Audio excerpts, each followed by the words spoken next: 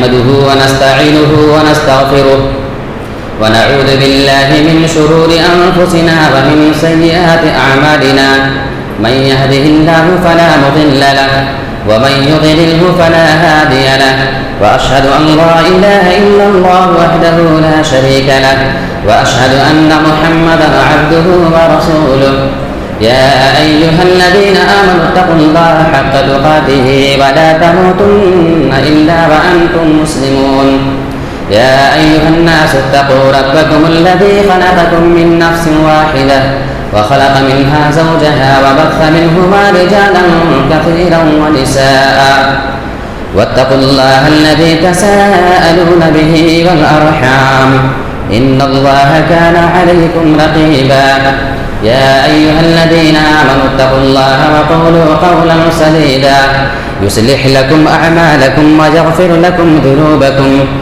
ومن يطع الله ورسوله فقد فاز فوزا عظيما أما بعد فإن خير الحديث كتاب الله وخير الهدي هدي محمد صلى الله عليه وسلم وشر الأمور محدثاتها وكل محدثة بدعة وكل بدعة ضلالة وكل ضلالة في النار أعوذ بالله من الشيطان الرجيم بسم الله الرحمن الرحيم اقترب للناس حسابهم وهم في غفلة معرضون. آج آپ کے سامنے انشاءاللہ پارہ نمبر 17 کی تفسیر کا خلاصہ پیش کیا جائے گا. پارے کے شروع ہی میں سورۃ الانبیاء ہے. اللہ رب العالمین نے ارشاد فرمایا اقترب للناس حسابهم وهم في غفلة معرضون کہ لوگوں کے لیے ان کے حساب کا وقت قریب آ چکا ہے اور ابھی بھی وہ غفلت میں پڑے ہوئے ہیں، ابھی بھی وہ غفلت میں پڑے ہیں، وہ ابھی تک اس سے بیدار نہیں ہوئے ہیں. اگر ایک اسٹوڈنٹ ہے، ایک طالب علم ہے،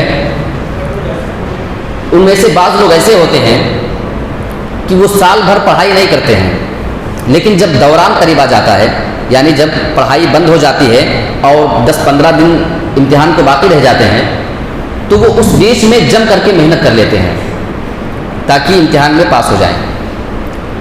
اور اسی طریقے سے جب امتحان کا دن ہوتا ہے، اگلے دن جب پیپر ہونا ہوتا ہے تو وہ اس رات میں بھی اور صبح تک شام تک جتنی ہو سکتی ہے محنت کرتے ہیں. یعنی کچھ لوگ بہت پہلے سے تیاری کر کے رکھتے ہیں، کچھ لوگ بالکل لاسٹ ٹائم میں.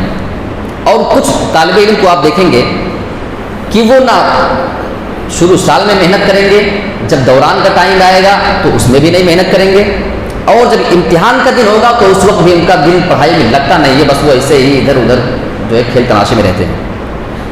تو اس کا مطلب یہ ہوا کہ یہ اسٹوڈنٹ جو ابھی بھی محنت نہیں کر رہا، 2-4 دن جب امتحان میں باقی ہیں تو یہ پاس نہیں ہونا چاہتا، اس کا دل نہیں لگ رہا، اس کی یہ خواہش نہیں ہے کہ ہم اچھے نمبر سے پاس ہو جائیں. اللہ نے فرمایا اقترب للناس حسابهم، لوگوں کے لیے ان کے حساب و کتاب کا وقت قریب آ رہا ہے، اس کے باوجود وہ غفلت میں پڑے ہوئے ہیں، وہ اس کی تیاری نہیں کر پا رہے ہیں. اسی چیز کو اللہ رب العالمین نے اس میں بیان کیا ہے. لہٰذا ہر انسان کو اس سے پہلے کہ ہمارا وہ حساب کا وقت آ جائے، ہمیں خود اپنے حساب کے لیے تیار ہو جانا چاہیے. ہمیں اپنے گریبان میں جھانک کر کے دیکھ لینا چاہیے کہ ہم اس کے لیے کتنا تیار ہیں. آگے اللہ رب العالمین نے ایک بہت زبردست بات فرمائی ہے. کیا آپ جانتے ہیں کہ قرآن میں آپ کا ذکر اللہ نے کیا ہے؟ ہر آدمی کا ذکر اللہ رب العالمین نے قرآن میں کیا. جی ہاں، بس شرط یہ ہے کہ وہ آدمی قرآن کی آیتوں کو دیکھے، سمجھے اور اپنے آپ کو تلاشے کہ میں کہاں فٹ ہو رہا ہوں قرآن کے اندر. وہ آیت آپ دیکھیے، لَقَدْ أَنزَلْنَا إِلَيْكُمْ كِتَابًا فِيهِ ذِكْرُكُمْ أَفَلَا تَعْقِلُونَ. اے انسانوں، ہم نے تمہاری طرف ایک ایسی کتاب نازل کی ہے، یعنی قرآن نازل کیا ہے. فِيهِ ذِكْرُكُمْ، اس میں تمہارا بھی ذکر موجود ہے. ہر آدمی کو اس قرآن مجید کے اندر مینشن کیا گیا ہے، ہر آدمی کو اس میں اس کی بات بتائی گئی کہ کس کیٹیگری میں آپ آتے ہیں. افلا تعقلون، کیا تم عقل نہیں لگاتے ہو، کیا تم سوچتے نہیں ہو؟ یعنی اگر ہم سوچیں نا قرآن کے بارے میں تو ہر آدمی اپنے آپ کو قرآن میں تلاش کر سکتا ہے. کیا ہم نے کبھی اپنے آپ کو قرآن میں تلاش کرنے کی کوشش کی ہے؟ ایمانداری کے ساتھ جواب دیجیے گا. حضرت احنف بن قیس رحمۃ اللہ علیہ بہت مشہور تابعی ہیں. قرآن مجید کی ایک بار تلاوت کر رہے تھے تو اسی آیت کے اوپر پہنچے کہ قرآن میں تمہارا بھی ذکر ہے. کہنے لگے اللہ قرآن میں ہمارا کہاں ذکر ہے؟ میں نے تو آج تک کبھی اپنے آپ کو قرآن میں پایا ہی نہیں, اور تو کہہ رہا ہے کہ قرآن میں تمہارا ذکر موجود ہے. تو میں تلاش کرتا ہوں کہ میں کہاں موجود ہوں قرآن میں. قرآن مجید نے اپنے آپ کو تلاشنا شروع کر دیا. ڈھونڈتے ڈھونڈتے ایک آیت ان کے سامنے آتی ہے, کانوا قلیلا من اللیل ما کانوا یہجعون. اللہ کے کچھ بندے ایسے بھی ہیں جو راتوں میں بہت کم سویا کرتے ہیں. وبالاسحار هم یستغفرون, اور صبح تک وہ اللہ رب العالمین کی عبادت کرتے ہیں, اس سے معافی مانگتے ہیں, توبہ کرتے ہیں. حضرت عامر بن قیس نے فرمایا اللہ رب العالمین میں تو اتنا نیک آدمی نہیں, میرا شمار ان لوگوں میں نہیں, میں اس آیت میں فٹ نہیں آ رہا ہوں. اور آگے دیکھتا ہوں قرآن مجید کی اور آیتیں تلاش کرتے ہیں, ایک آیت پہ پہنچتے ہیں قد افلح المؤمنون الذین هم فی صلاتهم خاشعون. کامیاب ہو گئے وہ مومن جو نمازوں کے اندر خشوع خضوع اختیار کرتے ہیں. یعنی وہ نماز جب پڑھتے ہیں تو ان کا دل مکمل طور پہ نماز میں لگا رہتا ہے, اس میں وہ ڈرتے رہتے ہیں. اور دیکھتے تتجافى جنوبهم عن المضاجع. اللہ کے کچھ بندے ایسے بھی ہیں کہ راتوں میں ان کے جسم بستروں سے الگ رہا کرتے ہیں, یعنی وہ راتوں میں اللہ کی عبادت کیا کرتے ہیں. کہنے لگے اللہ میں اتنا نیک بھی نہیں ہوں کہ میں رات رات تیری عبادت کر سکوں, میں تو اس میں بھی نہیں آ رہا ہوں. ایک اور آیت ان کے سامنے آتی ہے اذا قیل لا الہ الا اللہ یستکبرون. ایسے بندے بھی دنیا میں موجود ہیں کہ جب ان کے سامنے لا الہ الا اللہ آتا تو وہ اعراض کر جاتے ہیں, تکبر کرنے لگتے, اس کو نہیں مانتے. بولے اللہ میں اتنا برا بھی نہیں ہوں کہ میں لوگوں میں شامل ہو جاؤں, میں کبھی اس سے اعراض نہیں کرتا, میں لا الہ الا اللہ کو ماننے والا ہوں. آخر وہ تلاش کرتے کرتے سورہ انفال میں آتے ہیں اور سورہ انفال کی ایک آیت ان کے سامنے آ جاتی ہے. اس آیت کریمہ کو جب انہوں نے پڑھا وآخرون اعترفوا بذنوبہم, اللہ کے کچھ بندے ایسے بھی ہیں جو اپنے گناہوں کا اقرار کرنے والے ہیں. جب ان سے کوئی برائی ہو جایا کرتی ہے تو وہ اس کا اقرار, اس کا اعتراف کر لیا کرتے ہیں. وَخَلَقُوا عَمَلًا صَالِحًا وَآخَرَ سَيِّئًا, وہ نیک عمل بھی کرتے ہیں اور وہ برا عمل بھی کیا کرتے ہیں. عَسَى اللَّهُ أَن يَتُوبَ عَلَيْهِمْ, اللہ رب العالمین ان لوگوں کے گناہوں کو معاف کرنے والا ہے, معاف کر دے گا. ان اللہ غفور الرحیم, بے شک اللہ معاف کرنے والا, رحم کرنے والا ہے. جب اس آیت کریمہ کو پڑھتے ہیں کہ اللہ کے کچھ بندے ایسے بھی ہیں جو اپنے گناہوں کا اقرار کر لیتے ہیں, یعنی گناہ کا کام کرتے ہیں, نیکیاں بھی کیا کرتے ہیں, دونوں کام ان سے ہو جایا کرتے ہیں, اللہ رب العالمین ان کے گناہوں کو معاف کرنے والا ہے. جب اس آیت کریمہ پہ پہنچے تو بہت خوش ہو جاتے ہیں, کہنے لگے اللہ میں نے اپنے آپ کو قرآن میں پا لیا, میرا ذکر یہیں پہ موجود ہے. اب ذرا ہم بھی کبھی اپنے آپ کو دیکھیں, یہ تو ان کے بارے میں ہو گیا نا, ان کو لگا کہ میں اس آیت کے اس کیٹیگری میں آ رہا ہوں. ہر آدمی کو قرآن مجید نے مینشن کیا ہے, اس آدمی کو اپنے آپ میں قرآن میں تلاش کرنے کی ضرورت ہے کہ ہم قرآن کی کس آیت کریمہ کے اندر فٹ آ رہے ہیں. اگر واقعی اگر ہم نے اپنے آپ کو قرآن میں تلاش نہیں کیا نا, اور ہم نے اپنے آپ کو اس لائق نہیں بنایا کہ ہم کدھر جا رہے ہیں, تو اگر کسی فلائٹ کو آپ آسمان میں چھوڑ دیجئے اور اس کا روٹ نہ طے کیجئے تو وہ فلائٹ کبھی منزل تک نہیں پہنچ سکتی ہے, جان لیجیے.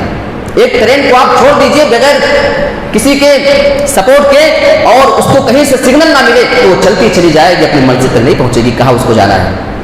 اگر ہم اور آپ بھی کہیں 4 ویلر گاڑی چلا رہے ہو, آپ بند کر کے صرف آپ ایکسیلیٹر پہ پیر دبا دیں گے, چلتے جائیں گے, گاڑی کبھی منزل پہ نہیں پہنچے گی. ہماری زندگی بھی تو ایسے ہی گزر رہی ہے, ہمیں پتہ نہیں کہ ہم قرآن کی کس آیت کریمہ پہ فٹ آ رہے ہیں. ہم برے ہیں, نیک ہیں, میڈیم والے ہیں, بہت اچھے, بہت برے, کیا ہیں, ہم کو کچھ اپنے بارے میں خبر نہیں ہے. ہمیں اپنے بارے میں غور کرنا پڑے گا. ایک اور آیت ہے, آج کرونا وائرس کی اس مہاماری میں آئے دن موت کی خبریں سن سن کے ہمارے کان جو ہے بالکل پریشان ہو جا رہے ہیں, ہمارے دل بالکل رنجیدہ ہے کہ اللہ اتنی موتیں, اس سے پہلے اس طرح کی موت کی خبر ہم نے سنا کرتے تھے. مسلمانوں, اگر اس موقع پہ ہم نے اپنے آپ کو موت کے لیے تیار نہیں کیا تو کون سا موقع ہوگا کہ ہم اس کا انتظار کر رہے ہیں. اللہ رب العالمین اپنے نبی کو مخاطب کر کے فرما رہے ہیں وَمَا جَعَلْنَا لِبَشَرٍ مِّن قَبْلِكَ الْخُلْدَ أَفَإِن مِّتَّ فَهُمُ الْخَالِدُونَ كُلُّ نَفْسٍ ذَائِقَةُ الْمَوْتِ. اے میرے نبی, ہم نے آپ سے پہلے کسی کے لیے اس کی زندگی کو ہمیشہ کے لیے نہیں بنایا ہے. اگر آپ انتقال کر جائیں, آپ اس دنیا سے چلے جائیں گے, تو کیا یہ دوسرے لوگ ہمیشہ زندہ رہنے والے ہیں؟ یعنی نبی آپ کو بھی انتقال کر جانا ہے, اور جتنے بھی لوگ ہیں سارے لوگوں کو بھی انتقال کرنا ہے. پھر آخر میں اللہ نے ایک دو کا فیصلہ سنا دیا, کل نفس ذائقۃ الموت, ہر نفس کو, ہر جاندار کو موت کا مزہ چکھنا ہے. اس میں ذائقے کا لفظ استعمال کیا گیا ہے. آپ دنیا میں کوئی چیز جب ایسے ذائقہ اس کا کرتے ہیں, ٹیسٹ کرتے ہیں نا, اس کا چکھتے ہیں, تو آپ اس کے ذائقے کے بارے میں بتا دیتے ہیں. ذائقہ ختم ہو جاتا ہے, آپ باقی رہتے ہیں. ہوتا ہے نا, آپ کسی چیز کو ٹیسٹ کریں گے, سالن ہے, تیکھا ہے, میٹھا ہے, کھٹا ہے, مٹھائی کیسی, اچھی بری, آپ بتا دیتے ہیں کہ نہیں یہ چیز اچھی ہے, یہ چیز اچھی نہیں ہے.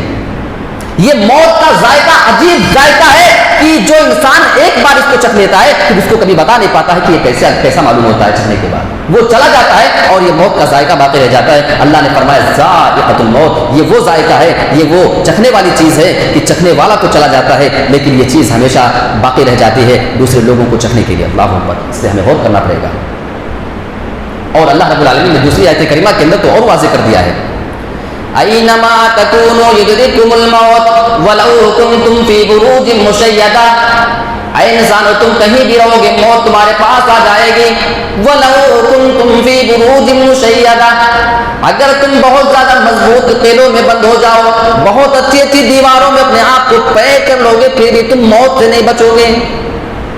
ایک عربی شاعر نے اسی چیز کے بارے میں بہت زبردست نقشہ کھینچا تھا, الموت قدح کل نفس شاربہ والقبر باب کل نفس داخلہ. موت ایک ایسا پیالہ ہے کہ اس پیالے کے جام کو ہر آدمی کو پینا ہی پینا پڑے گا, چاہو نہ چاہو پینا ہی پینا پڑے گا. جتنے لوگ آپ کے بیچ میں بھی یہ رمضان کا مہینہ شروع ہوا, کتنی موت کی خبریں, اللہ اکبر, اللہ رحم فرمائے سارے لوگوں کے اوپر, ان کی مغفرت فرمائے. کیا وہ کبھی چاہتے تھے کہ ہم موت کے قریب چلے جائیں؟ نہیں چاہتے تھے, لیکن گئے نا. دوسرا مصرع ہے والقبر باب کل نفس داخلہ. قبر ایک ایسا دروازہ ہے, اس دروازے سے آپ کو جانا ہی جانا پڑے گا. آپ یہاں سے کسی گھر کے دروازے میں آپ چاہیں تو نہ جائیں, لیکن قبر ایک ایسا دروازہ ہے نا کہ آپ چاہیں نہ چاہیں آپ کو اس میں جانا ہی جانا پڑے گا. آگے اللہ رب العالمین نے قیامت کا نقشہ کھینچا ہے. اس آیت کو میں نے کل کے پارے میں ذکر کر دیا تھا دلیل کے طور پہ, لیکن یہاں پہ یہ آیت موجود ہے, اور اس کی تائید میں آپ کے سامنے صحیح مسلم کی حدیث پیش کروں گا, اس کو دیکھیے گا. وَنَضَعُ الْمَوَازِينَ الْقِسْطَ لِيَوْمِ الْقِيَامَةِ فَلَا تُظْلَمُ نَفْسٌ شَيْئًا. اللہ فرما رہا ہے کہ قیامت کے دن ہم ترازو کو انصاف کے ساتھ قائم کریں گے, کسی پہ بھی ذرہ برابر ظلم نہیں کیا جائے گا.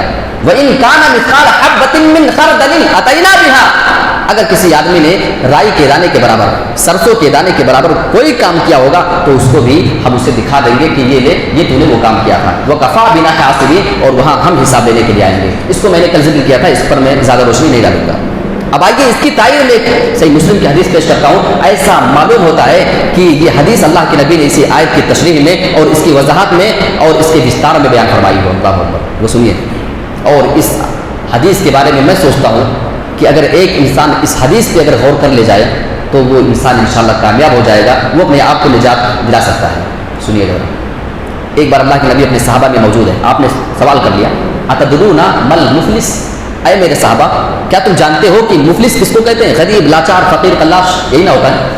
تو صحابہ نے ایک عام سا جواب دے دیا, فرمایا قالوا المفلس فینا من لا درہم لہ ولا متاع. اللہ کے نبی, ہمارے سماج اور معاشرے میں مفلس آدمی وہ ہوتا ہے جس کے پاس روپیہ پیسہ نہ ہو, دینار و درہم اس کے پاس نہ ہو. صحابہ نے جواب دیا. اب اللہ کے نبی ان کے اس جواب کو کاٹ رہے ہیں. آپ نے فرمایا تمہارا جواب صحیح نہیں ہے, سنو اب میں بتاتا ہوں کہ مفلس کون ہوگا. سنیے اور غور کیجئے کہ کہیں ہم ایسے مفلسوں میں نہ جائیں, ورنہ اللہ کی قسم ہمارا انجام پھر اچھا نہیں ہوگا. ذرا غور کیجئے گا. فقال ان المفلس من امته يوم القيامه بصلاه وصيام وزكاه. اللہ کے نبی جناب محمد رسول اللہ نے ارشاد فرمایا, میرے ساتھیو میری امت میں مفلس آدمی وہ ہوگا, یاتی یوم القیامہ, وہ قیامت کے دن آئے گا, بصلاۃ وصیام وزکاۃ, بڑی بڑی نیکیاں لے کر کے آئے گا, نماز بھی پڑھا, روزہ بھی رکھا, زکات بھی دیا, جتنے بڑے بڑے نیکی کے کام سب لے کر کے پہنچ جائے گا. اس سے بڑا نیک آدمی لگتا ہے کوئی ہے ہی نہیں. ویاتی قد شتم ھذا وقذف ھذا, وہ آدمی آئے گا دنیا میں, اس آدمی نے کسی کو اپنی زبان سے گالی دیا ہوگا, اس آدمی نے دنیا میں کسی آدمی پہ الزام لگایا ہوگا, بہتان تراشی کی ہوگی. وَأَكَلَ مَالَ هَذَا, کسی آدمی کا ناجائز مال چھین کر کے کھایا ہوگا. وَسَفَكَ دَمَ هَذَا کسی کا مردر کیا ہوگا، کسی کا خون بہایا ہوگا، وَضَرَبَ هَذَا کسی کو مارا ہوگا بغیر غلطی کی. یہ 5 چیزیں بیان کی گئی ہیں، ذرا غور کیجئے گا. کسی کو گالی دیا، کسی کو مارا، کسی کا مال کھایا، کسی کا مرڈر کیا، یہ سارا کام کرنے والا آئے گا. جبکہ ہم اس چیز کو بہت معمولی سمجھتے ہیں نا. اب آئیے انجام ذرا دیکھیے. اللہ کے نبی جناب محمد رسول اللہ نے ارشاد فرمایا وہ آدمی نیکیاں لے کر آئے گا، ایک جانب بڑی بڑی نیکیاں ہیں، دوسری جانب اس آدمی کے ساتھ یہ فلا فلا گناہ موجود ہیں. فَيُعْطَى هَذَا مِنْ حَسَنَاتِهِ وَهَذَا مِنْ حَسَنَاتِهِ. جس آدمی کو اس نے گالی دی اس کو اس کی نیکی اٹھا کر دی جائے گی، جس کا مال کھایا اس کو اس کی نیکی دی جائے گی، جس کا مرڈر کیا، جس کو مارا دنیا میں، جس کو پریشان کیا، جس پہ الزام لگایا، اس کی نیکی اٹھا کر کے ایک ایک آدمی کو بانٹا جائے گا. اوہ، نیکی خیرات میں بانٹی جائے گی. غور کرو، نیکی کرنا کتنا مشکل ہے. آپ نیکی لے کر چلے جائیں گے، نیکی کرنا تو مشکل کا کام ہے نا. آپ نیکی کریں گے بھی اور نیکی کو لے کر کے جائیں گے بھی، وہاں موجود ہوگی. اس سے بدنصیب کون ہوگا کہ جس کی نیکیاں اٹھا کر کے دوسروں کو بانٹ دی جائے. میں نہیں سمجھتا کہ اس سے بدنصیب کوئی آدمی ہو سکتا ہے. اور یہی نہیں، اس کے آگے سنیے نبی کے الفاظ یہ ہیں فَإِنْ فَنِيَتْ حَسَنَاتُهُ قَبْلَ أَنْ يُقْضَى مَا عَلَيْهِ. اگر اس آدمی کی نیکیاں ختم ہو جائیں گی حساب ہونے سے پہلے، یعنی اس کی نیکی باقی گئی، ابھی بھی انصاف نہیں ہو سکا ہے، پھر کیا جائے گا. اللہ کے نبی نے ارشاد فرمایا ہے اخذ بالخطایا، ان سارے مجرموں کے گناہ کو اٹھایا جائے گا، مظلوموں کے گناہ کو، جن کو مارا، جن کو گالی دی، جن کا مال ہے، سارے لوگوں کے گناہ کو لیا جائے گا. فَطُرِحَتْ عَلَيْهِ، سارے لوگوں کے گناہوں کو اٹھا کر کے اس آدمی پہ بھی ڈالا جائے گا. ثُمَّ طُرِحَ فِي النَّارِ، پھر اس آدمی کو گھسیٹ کر کے جہنم کے اندر ڈالا جائے گا. یعنی وہ آدمی اتنی بڑی نیکیاں لے کر کے قیامت کے دن پہنچا ہے، لیکن اس آدمی کی نیکیاں اس کو جنت نہ دلا سکی، کیونکہ وہ آدمی حقوق العباد کے معاملے میں پھنس کر کے گیا ہے.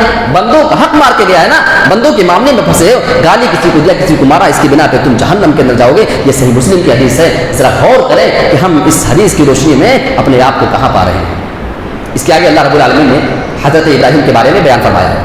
ابراہیم کے بارے میں اپنی قوم کے لوگوں کو دیکھا، اپنے باپ کو دیکھا کہ یہ تو بتوں کی عبادت کرتے ہیں، اپنے ہاتھ سے بناتے ہیں، پوجا کرتے ہیں. یہ کیا کر رہے ہو، یہ کیا ہے؟ جواب دیا وجدنا آباءنا لہا عابدین، ہم نے تو ایسے ہی اپنے باپ دادا کو عبادت کرتے ہوئے پایا، ہم بھی کر رہے ہیں. تو حضرت ابراہیم نے کہا کہ تم بھی بیوقوف اور تمہارے باپ دادا بھی بیوقوف ہیں، وہ جیسا کرتے رہے تم بھی ایسے کرو گے. اور حضرت ابراہیم نے کہا تھا وَتَاللَّهِ لَأَكِيدَنَّ أَصْنَامَكُمْ، اللہ کی قسم دیکھنا میں تمہارے معبودوں کے ساتھ، ان بتوں کے ساتھ کیا سلوک کروں گا، بہت برا کرنے والا ہوں ان کے ساتھ. ایک بار ان کا کوئی فنکشن تھا، میلہ تھا، کوئی تیوہار تھا، تو پوری قوم کے لوگ میلے میں چلے گئے، حضرت ابراہیم نہیں گئے.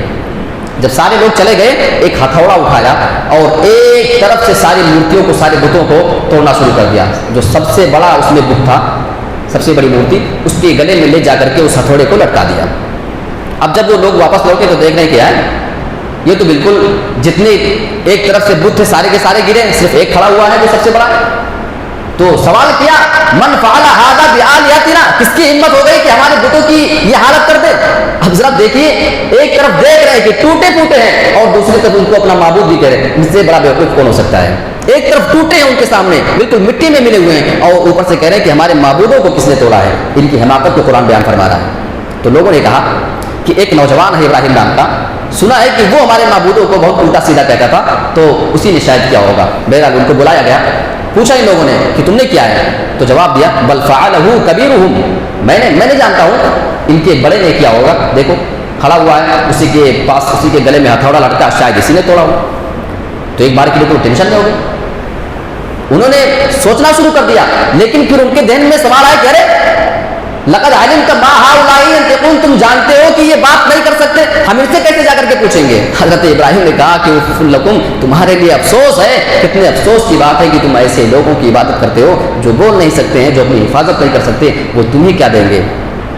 ایک منٹ کے لیے تو سوچنے پہ مجبور ہوئے کہ ہاں واقعی ہم غلط کر رہے ہیں، لیکن وہ شیطان جو ہوتا ہے بیچ میں انگلی کرنے والا.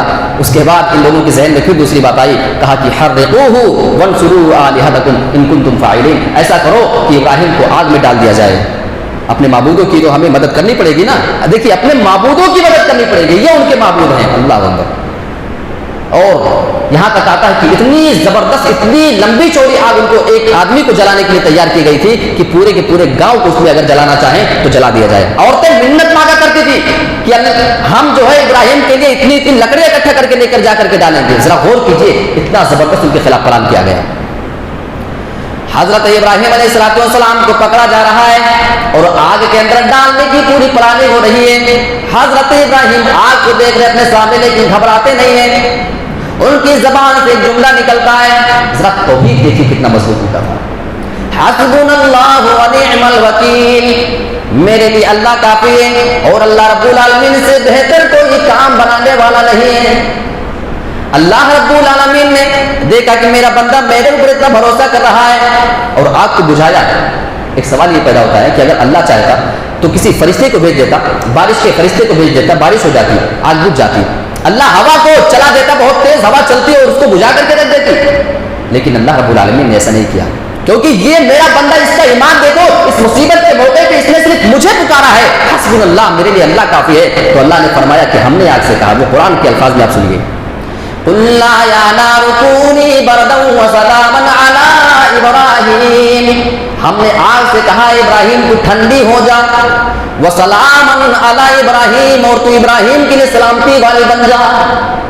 یعنی اللہ رب العالمین نے آگ کو صرف ٹھنڈی ہونے کے لیے نہیں کہا, ورنہ کہیں آگ اتنی ٹھنڈی نہ ہو جائے کہ ابراہیم کو سردی لگ جائے. غور کر رہے ہیں نا, سلامتی والے بھی بن جا, ایسا بننا, اس طرح میڈیم ان کے ٹیمپریچر کے حساب سے ہو جانا کہ نہ ان کو گرمی لگنے پائے نہ ان کو سردی لگنے پائے. یہ ہے اللہ کے توحید کے ماننے والوں کے لیے اللہ رب العالمین کی مدد. بھروسہ ہمیں نہیں رہا. آپ اٹھائیے, اس کے آگے ہی چل کر کے اللہ رب العالمین نے حضرت ایوب علیہ السلام کے بارے میں بتایا ہے. یہ سورہ انبیاء ہے نا, اس میں انبیاء کے بارے میں بتایا جا رہا ہے اور انبیاء کے قصے بیان کرنے کا مقصد یہ ہے کہ جو جو چیزیں ان کے اوپر آئی ہیں ان سے نصیحت حاصل کرو.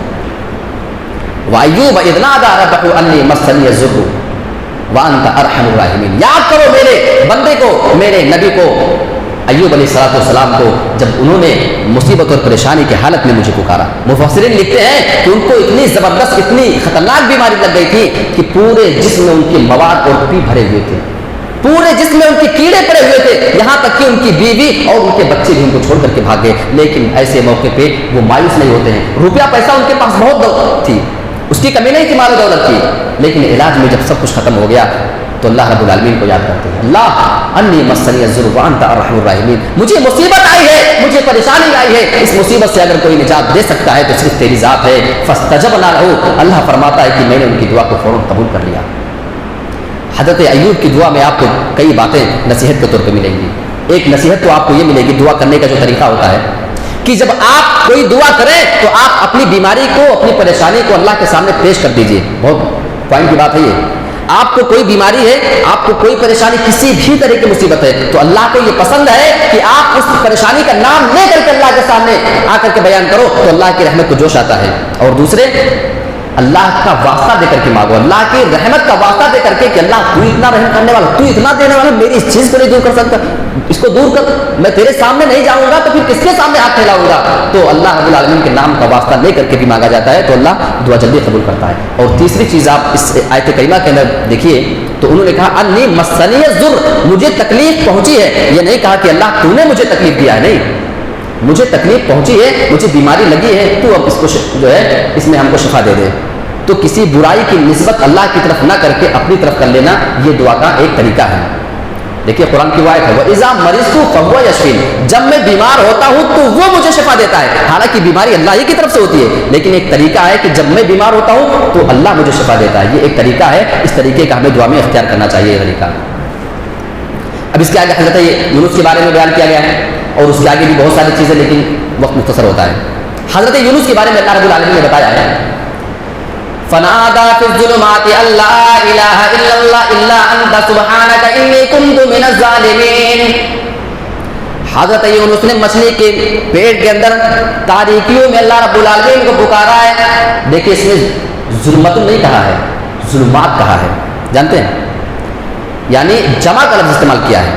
اس کی وجہ یہ ہے کہ وہ ایک تاریکی میں نہیں تھے, تین تاریکی تھی. مچھلی کے پیٹ میں ہے, مچھلی کے پیٹ کی تاریکی ہے, سمندر کے تہ میں ہے, پانی کی گہرائی کی تاریکی ہے, اور رات کے وقت میں ہے, رات کی تاریکی ہے. تین تاریکیوں میں اللہ رب العالمین کو پکار رہے ہیں. اللہ میں نے اپنے نفس پہ ظلم کیا ہے، تیرے علاوہ کوئی رب نہیں، کوئی معبود نہیں، تو میری اس مصیبت اور پریشانی کو دور کر دے۔ فاستجبنا لہ، تو ہم نے ان کی پکار کو سن لیا اور ان کو اس سے نجات دے دیا۔ اس سے یہ پتہ چلتا ہے اللہ کے نبی نے فرمایا کہ اگر کوئی مچھلی والے کے اس دعا کے ذریعے اگر کوئی دعا کر لے تو انشاءاللہ اس کی دعا ضرور قبول ہو جائے گی، کیونکہ اس میں توحید بھی ہے اور اس میں اپنے گناہ کا، اپنی برائی کا اعتراف بھی پایا جاتا ہے۔ اس کے آگے سورہ حج شروع ہوتا ہے۔ سورہ حج کے اندر اللہ رب العالمین نے قیامت کا نقشہ کھینچا ہے، شروع ہی میں بالکل 1-2 آیت نمبر کے اندر، یا ایھا الناس اتقوا ربکم ان زلزلۃ الساعۃ شیء عظیم، اے لوگوں تم اپنے رب سے ڈرو، بے شک قیامت کا زلزلہ نہایت ہی خطرناک ہے، اس کو تم برداشت کرنے کی طاقت نہیں رکھتے ہو۔ آج ہمارے یہاں بھوکمپ اور زلزلے آ جاتے ہیں تو لوگ اپنے گھر مکانات کو چھوڑ کر کے بھاگ جاتے ہیں، نکلتے ہیں نا، زلزلے چھوٹے سے صرف جھٹکے محسوس ہو جائیں تو ہماری یہ حالت ہو جاتی ہے۔ وہ قیامت کا دن ہوگا، اب اس کے بارے میں آگے سنیے۔ یوم ترونھا تذہل کل مرضعۃ عما ارضعت، قیامت کے دن تم دیکھو گے ایک ماں اپنے بیٹے کو دودھ پلا رہی ہوگی، جب وہ قیامت کی اس حملناکی کو دیکھے گی اپنے بیٹے کو اپنے سینے سے اٹھا کر کے زمین پہ پٹک دے گی۔ ایک ماں پوری دنیا میں اپنے بیٹے سے سب سے زیادہ محبت کرتی ہے، خاص طور سے اس کی محبت اور بھی زیادہ ہوتی ہے جب وہ اپنے ماں کے سینے سے لگا ہو، اور اگر وہ بچہ دودھ پینے کی عمر میں اس کے پستار میں دودھ ہے اور بچہ اس کو جب چوس رہا ہوتا تو اس کے دل میں اور زیادہ ممتا بھڑک رہی ہوتی ہے۔ غور کرو کہ وہ کون سا موقع ہوگا، وہ ماں اپنے بیٹے کو اپنے سینے سے لگا کر کے دودھ پلائے گی، لیکن جب قیامت کی حملناکی دیکھے گی اس کو اٹھا کر کے زمین پہ پٹک دے گی۔ اس سے زیادہ بھیانک منظر کیا ہو سکتا ہے کہ ماں اپنے بچے کو اٹھا کر پھینک دے۔ کبھی ہوتا ہے ایسا، دودھ پیتے بچے کو کوئی پھینک سکتی ہے ماں، لیکن قیامت کا دن ہوگا ایسا ہوگا۔ وَتَضَعُ كُلُّ ذَاتِ حَمْلٍ حَمْلَهَا، ایک گربھوتی عورت ہوگی، پریگننٹ ہے، حاملہ ہے، اس کے حمل خود بخود ساقط ہو جائیں گے قیامت کی حملناکی کو دیکھ کر کے۔ وَتَرَى النَّاسَ سُكَارَىٰ، آپ سمجھو گے کہ یہ لوگ تو بالکل نشے میں پڑے ہوئے ہیں، جس کو دیکھو آپ کو لگے گا کہ یہ سارے کے سارے لوگ نشے میں اس وقت ہیں۔ وَمَا هُمْ بِسُكَارَىٰ وَلَٰكِنَّ عَذَابَ اللَّهِ شَدِيدٌ، کوئی نشہ نہیں ہوگا بلکہ اللہ کا عذاب اتنا خطرناک ہے کہ لوگوں کے حالات خود بخود ایسے ہو جائیں گے۔ اس کے اور آگے چلیے، اللہ رب العالمین نے جہنم کا ایک نقشہ کھینچا۔ اللہ اکبر، یہ آیت میں جب دیکھتا ہوں تو میرا دل بالکل جو ہے گھبرانے لگتا ہے۔ اس آیت کریمہ کے اندر اتنا خطرناک انجام بیان کیا جا رہا ہے کہ اللہ کی پناہ، ایک بندے کو اس میں اللہ رب العالمین نے کئی عذاب کا ذکر کیا ہے۔ اللہ کی قسم کھا کے کہتا ہوں، ایک بندے کو اگر ان میں سے ایک چھوٹا سا بھی عذاب دے دیا جائے تو وہ اس کو برداشت کرنے کی طاقت نہیں رکھتا، لیکن ایک کے بعد ایک عذاب اللہ بیان فرما رہا ہے۔ اللہ اکبر، اللہ ہمیں ان سارے عذاب سے محفوظ رکھے، آمین۔ فَالَّذِينَ كَفَرُوا قُطِّعَتْ لَهُمْ ثِيَابٌ مِّن نَّارٍ، جن لوگوں نے اللہ کا انکار کیا، جو کافر ہیں، ان کے لیے جہنم کے اندر لباس بنایا جائے گا، آگ سے کاٹ کر کے لباس بنایا جائے گا۔ ہمارے یہاں کے لباس کاٹن کے اور کیا اونی ہے تو کون سے ریمن کے فلا برانڈ کے کپڑے ہوتے ہیں نا، تو اس کے برانڈ کے حساب سے جیسا ان کا گناہ اسی حساب سے آگ کو کاٹ کر کے آگ سے کپڑے تیار کیے جائیں گے۔ ہم تصور نہیں کر سکتے کہ اللہ آگ کا کپڑا کیسا ہوگا۔ آج تک ہم نے بہت سارے کپڑے تو دیکھے لیکن آگ کے کپڑے کے بارے میں تو ہم سوچ بھی نہیں سکتے۔ سوچ سکتے ہیں آپ کہ آگ کے کپڑے، اللہ اکبر، تو ہمیں اس حساب سے محفوظ رکھا اللہ۔ اور اس کے آگے اللہ بیان فرما رہا ہے، ایک تو آگ کا کپڑا پہنا دیا گیا نا، یہ کافی ہے۔ اگر اس کے آگے ایک عذاب اس بندے کو نہ دیا جائے تو اللہ کی قسم یہ عذاب اس بندے کے لیے کافی ہے کہ وہ اس کو برداشت کرنے کی طاقت نہیں رکھتا ہے۔ اس کے آگے اللہ رب العالمین فرما رہا ہے، اس کے آگے ان کے اوپر گرم کھولتا ہوا پانی ڈالا جائے گا، اوپر سے گرم ایک تو آگ کے کپڑے پہن لیے کافی ہے، اب اوپر سے اور گرم کھولتا ہوا پانی۔ قرآن بیان کرتا ہے یسحر بہ ما فی بطونہم والجلود، ان کے پیٹ کے اندر جتنے بھی چیزیں ہوگی اس کی وجہ سے گلتی اور پگھلتی چلی جائیں گی، ان کے چمڑے، ان کی کھالیں اس گرم پانی کو جب پائیں گی تو اس سے پگھل جائیں گی۔ اے اللہ، کیا اتنا عذاب ہے کافی یا اور بھی کچھ ہے؟ اللہ فرما رہا ہے وَلَهُم مَّقَامِعُ مِنْ حَدِيدٍ، ان کے لیے ہم لوہے کے ہتھوڑے دے دیں گے، عذاب دینے کے لیے فرشتے وہاں پہ ان کو عذاب دینے چاہیں گے۔ اللہ قیامت میں تو یہ بھی بتا رہا ہے کہ وہاں پہ سانپ بھی ہیں، وہاں پہ بچھو بھی ہے، وہاں نہ جانے کون سے عذاب ہیں، اور اس آیت کریمہ کے اندر تو نے چار عذاب کا ذکر کیا۔ اللہ وہ بات بندہ وہاں پہ اس عذاب کو کیسے برداشت کرے گا؟ میرے بھائیو، اس آیت کریمہ کے اندر خدا کے واسطے اپنے آپ کو ان سارے عذاب سے بچانے کی کوشش کرو۔ یہ کوئی ضرور نہیں کہ صرف کافروں ہی کے لیے عذاب ہے، کافروں کے لیے یہ عذاب بیان کیا گیا ہے، لیکن ایک ایمان والا اگر وہ دنیا میں گناہ کر کے چلا جاتا ہے اور اپنے آپ کو اس لائق پاتا ہے کہ وہ جہنم میں چلا جائے تو اسے بھی جہنم کی سزا برداشت کرنی پڑے گی۔ آپ اس گمان میں مت رہنا کہ آپ 5 وقت کے نمازی ہیں، آپ رمضان کے روزے رکھا کرتے ہیں، آپ تو حج کرنے والے ہیں، آپ عمرہ کرتے ہیں، آپ مال کی زکات نکالا کرتے ہیں، آپ صدقہ خیرات بہت بانٹا کرتے ہیں۔ اس گمان میں مت رہنا کہ آپ اس سے بچے ہوئے ہیں، بلکہ اس سے بچنے کے لیے آپ کو اس کی دعا کرنی پڑے گی، اللہم اجرنا من النار، اے اللہ تو ہم سب کو جہنم کے عذاب سے بچا، اللہم اجرنا من النار، جتنا ہو سکے جہنم سے اپنے آپ کو بچانے کی فکر کرو۔ آخری آیت اللہ کے سامنے اللہ رب العالمین نے بیان فرمایا، اس کے اندر یہ آیت پیش کر کے بات ختم کرتا ہوں۔ خلوص کے بارے میں اللہ نے بتایا کہ آپ کوئی بھی نیکی کا کام کر لینا، دیکھیے آپ نیکی کرتے ہیں نا وہ جہنم سے بچنے کے لیے، آپ جنت کو پانے کے لیے، یہی نا مقصد ہے۔ سنیے، لن ینال اللہ لحومها ولا دماؤها ولکن ینالها التقوی منکم، اللہ کو جو تم قربانیاں پیش کرتے ہو، قربانی ہی کیا بلکہ جو بھی کچھ عمل کرتے ہو تو اللہ رب العالمین کو صرف اور صرف تمہارا تقوی اور تمہارا خلوص پہنچتا ہے، نہ اللہ کو گوشت پہنچتا ہے نہ خون پہنچتا ہے۔ ابھی قربانی کریں گے نا، بڑے سے بڑے 1-1 لاکھ کے جانور دکھائیں گے، فوٹو ڈالیں گے تو جان لو کہ بس آپ کی قربانی ہو چکی۔ یہاں فوٹو نکال کے ڈالیں نا تو آپ کے اندر کتنا تقویٰ ہے وہ سب فوٹو پہ آ چکا ہے۔ اللہ کے بندو اپنے آپ کو اس سے بچانے کی ضرورت ہے۔ وہ قربانی آپ اللہ کے لیے کر رہے ہو، فیس بک پہ واٹس ایپ پہ اس کو شیئر کرنے کی کوئی ضرورت نہیں۔ یہ ایک ڈیجیٹل گناہ ہے جس کو ہم سمجھ نہیں پا رہے ہیں اور اپنی نیکیوں کو ہم تباہ و برباد کیے جا رہے ہیں۔ لہٰذا ضروری ہے کہ ہم اپنے اندر خلوص پیدا کریں۔ کوئی بھی چیز، صحیح بخاری کی تو سب سے پہلی حدیث امام بخاری نے یہی ذکر کیا ہے، انما الاعمال بالنیات، اگر کسی عمل کا دار و مدار کسی چیز پہ ہو سکتا ہے تو وہ صرف آپ کی نیت ہے، آپ کس نیت سے اس کو کر رہے ہیں، اسی چیز پہ آپ کی نیکی کا ثواب یا اس کے حساب سے آپ کو گناہ بھی مل سکتا ہے۔ لہٰذا اللہ رب العالمین ہمیں ان ساری باتوں پر غور کرنے کی توفیق دے، آمین۔ وآخر دعوانا ان الحمد للہ رب العالمین، والسلام علیکم ورحمۃ اللہ وبرکاتہ۔